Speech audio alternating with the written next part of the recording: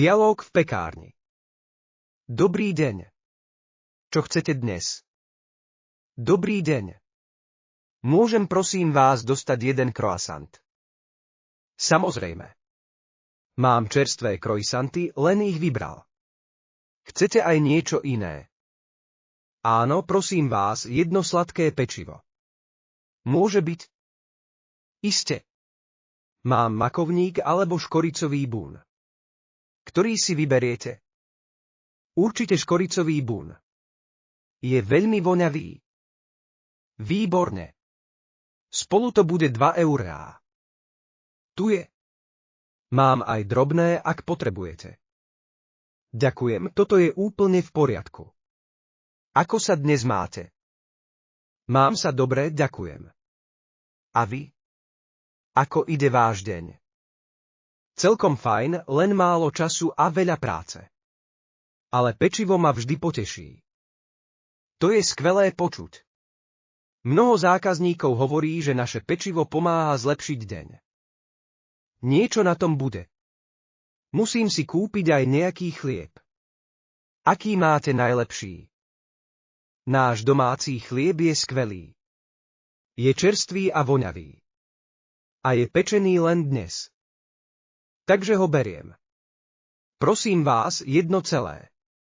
A akú múku používate? Používame len kvalitnú múku z miestnej mlejarne. Bez umelých prísad. To je naozaj super. Chcem vedieť, ako ste sa naučili piecť tak dobre. Ďakujem. Učil som sa od mojej mamy. Ona je vynikajúca pekárka. To je úžasné. Dôvod, prečo je vaše pečivo také špeciálne. Presne tak. Rodinné recepty sú vždy najlepšie. Máte pravdu. Hľadám aj niečo na večeru.